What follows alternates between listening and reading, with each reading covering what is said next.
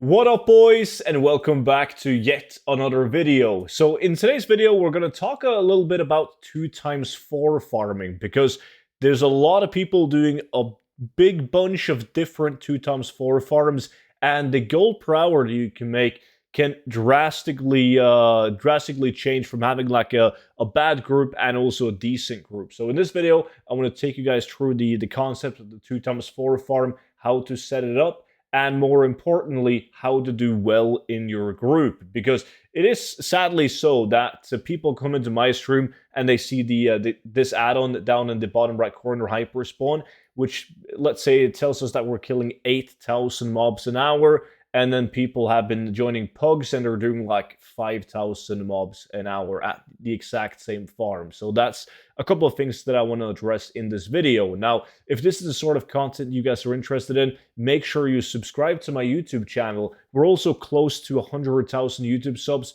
where I'm going to do millions of golden giveaways. So make sure to subscribe, hit that button. Also, a special thank you to every single one of you guys who have picked up the 0 to 10 million gold guide. The support has been absolutely massive, and I appreciate it a ton, guys. So thank you all so much for that. If you haven't grabbed it yet, make sure you use the discount code DRAGONFLIGHT. You'll get it for 50% off. And just know that every single future update done to the book is yours for free for as long as the game exists. So you can find that linked down below in the description. Now, first of all, what is a 2x4 farm? I made a video on this in the past using paint to illustrate how it works, but pretty much whenever you kill a mob, only 5 people can claim loot from that mob, right? So if you have 4 people in one group, and whichever guy in that group kills a mob, he will then claim attack for 4 people. If you have a second group of 4 people, whoever in that party claims that same mob, he's going to share all the loot with his group of 4 people. So if you have a group of 5 people, it's going to be locked to the people in that group of 5. It's way better explained using paint and stickman, so I'm going to link that video down below in the description. But that's that's why people do 2x4, because it's the most people you can bring to a farm where everyone can tag and loot each other's kills. It's not possible to do it with 10 people or more than 8 people with 4 people in each group. So how you want to form the group is pretty much, you got to make sure that you as the leader arrives to the zone before anyone else. Do not invite anyone to your group until you're in the zone. This is to ensure that you're on your face whenever you're going to split up the groups, right? So I always fly into the zone at wherever farm we're going to do, and then you're going to be on your face. So you can then start inviting people to join your group. Now, once you've done that, you fill it up with 4 people in each group. And this is where we can talk about the class setup. So most 2x4 farms, like 9 out of 10 of them, should have a monk, right? And that monk's only job is to spam a macro that's just /target Black Ox statue /use provoke, because he will then taunt his statue, which sends all the mobs within range of the statue to the monk. So he just gotta stay alive. There's a lot of bad mobs, monks, who just throw up the statue, it instantly dies, they throw up a new one, and they struggle to keep aggro, so the DPS running around struggles to stay alive, right? So that is his job. 1 monk, and I usually go with 7 druids. And that is just because druids, if played well, they have insane pulling power on top of DPS. Now, that doesn't mean that you can't invite other classes, but those other classes should only be something like a warlock spamming Seed of Corruption, mages, you get it. People that can do massive AoE, right? But preferably a class like a Balanced Druid or a Warlock who can do both pulling and also damaging at the same time. Now, a lot of people run it with a Death Knight and a Warrior, and they just stand at the statue and do AoE damage, and they never achieve the numbers that we do with a group that's fully set up with pullers, because pulling is key, right? Now, once you've set up the group, in order to have both of you guys faced onto the same face, you got to give a leader to someone in the second group. So you make them raid leader, and this is very important. He shouldn't kick you, you should leave. So you just straight up leave the group, and you tell everyone in group number 1 to whisper you so you can invite them to a group again. Because that would leave this level 64 rogue castle on his face. Because he hasn't left the group. He still holds that group, which is still on his face. So he just... The only thing he does is when all 4 people in group 1 leaves, he converts the raid into a party, right? And then I leave, and everyone in group 1 whispers me, I invite them, and we now have 2 groups. They're not in the raid, but they're playing on the same face, so we can now start killing mobs. Now, how do you perform well? This is going to be a Druid-specific video, because like 99% of the people asking me are Druids who struggle to both pull, stay alive, and deal a lot of damage at the same time. Now, an example of this is from my stream right here when we did the Knolls and the Azure span, and this is by no means, not to brag or anything like that, but you guys can see that I'm top DPS on details, pulling like almost 40,000 gold, usually peak at like 40,000 DPS on this one, and some of these Druids got better gear than me, higher item level than me. So the only thing that matters is having the right talents and using your spells correctly. Now, the main priority, and I can't stress this enough, is always to have a focus on pulling mobs. That should always be key. So what I do is I make sure that all the mobs at the statue always has Sunfire on them, right? And then I just run around and I focus only on pulling, wait until the other guys have pulled as well, do Sunfire, go back, as you can see, pull mobs, pull mobs, pull mobs, because the mobs at the statue, they will die. You don't need to be around them. They will just die from all the starfires, all the sunfires, the mushrooms that we spam at the mobs and all of that. So always focus on pulling. That's the biggest issue in like a random 2x4 farm that you might join in. So that's like the main objective. But spells, which spells you use is also important. That's why I'm able to beat these guys on DPS.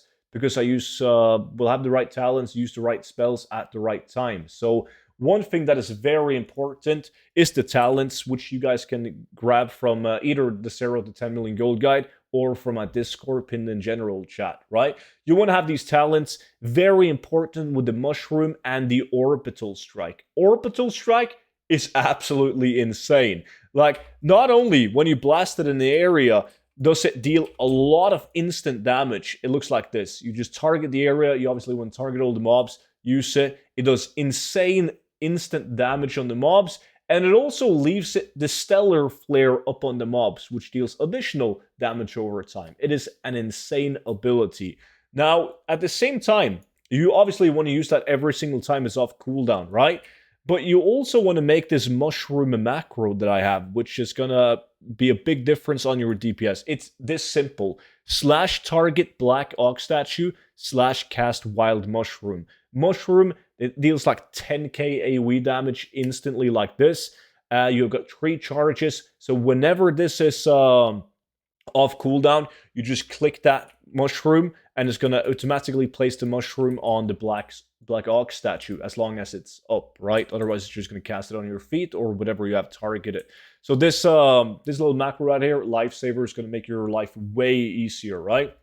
And then, like, using abilities on cooldown is important. There's no reason to save them. Same with the Convoke of the Spirit. You want to use it every single time you have it. And I always walk into melee range of the mobs when I use it because it tends to cast like trash, for instance, which will bleed the mobs and deal AoE damage. So just make sure, walk into melee range on the monk statue, use Convoke. And moral of the story as well is to keep as many Starfall stacks up as possible. So whenever you can cast the Starfall, you want to cast it. Because it's not like it was in the old days where you use Starfall, and if you used it again, it would just refresh the duration. Now it actually stacks, right? So you can have 3 stacks of Starfall, and it's just going to do even more DPS. So use Starfall whenever you can. If you don't have Astral Power and you have Convoke, great. It's usually going to cast Starfall. And another tip in order to keep Starfall up more often, which I see a lot of people don't do, is whenever you have this talent right here, Star Weaver. Star Surge has a 20% chance to make Starfall free, and Starfall has a 40% chance to make Star Surge free. Now, 40% is pretty big, so you never want to use Star Surge unless you have a free proc from using Starfall, because then you can use Starfall and you're like, oh shit, I can use Star Search for free. You use it and you have a 20% chance of getting a Starfall for free. So you don't spend any Astral using Star Search as long as it procs from your Starfall. Very important to use that whenever you can to increase your DPS.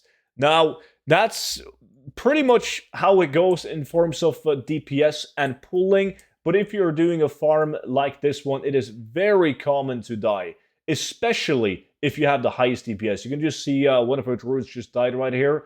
And yeah, if you're top DPS like I am at the moment, you tend to grab a lot of aggro, even though the monk is doing a good job. So you want to be able to stay alive, right? That is why I've spec'd, which is very important, into renewal. And obviously you want to typhoon the mobs whenever you can. Like that goes without saying. And then also spec'd into, where is it now? On my talent tree. Like you have two options, right? It's either Entangle Roots or there we go. Ursul's Vortex. Pretty much when you place it on the ground, it's going to summon all the mobs to this vortex. You place that on the monk statue to help him get aggro on the mobs. But yeah, typhoon the mobs away if it's absolutely necessary. You typically want to typhoon them like into the statue whenever you can. And then renewal is key. You always want to use renewal whenever you can. Obviously, when you're full HP, you don't want to use it. But every single time you've lost 30% of your XP, HP, you want to use it. There's no point in saving until you're almost dead. It's better to always try and stay at full HP, right? Another thing that is really great in order to stay alive, I mean, obviously, if you play a druid, you have Shadow Meld, which is absolutely beautiful. But also, I see a lot of people not doing this.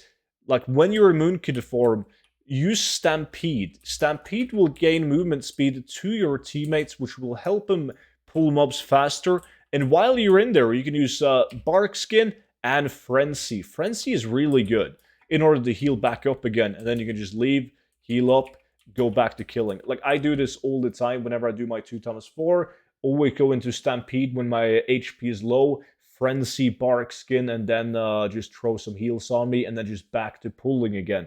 It really does make a difference. But you have, as a druid, you shouldn't die that often because you also have a dash and all of these abilities to just help you stay alive, right? This farm is very special though because you have some Hex Spider mobs that will hit you for over 50k. It's like 55k on a normal hit, which can kill everyone, definitely. But that's so far like on survivability, on dealing damage, and it's a lot to take in. But once you have the correct talents for this farm, and you kind of get the concept of always using your cooldowns whenever they're available, because trust me, for some of you guys watching this video, it might seem obvious, but it really isn't. I've like in this group that I'm showing you right here, these druids are doing good DPS compared to our second group where we have people under 10k DPS and nobody at above 20k DPS, right?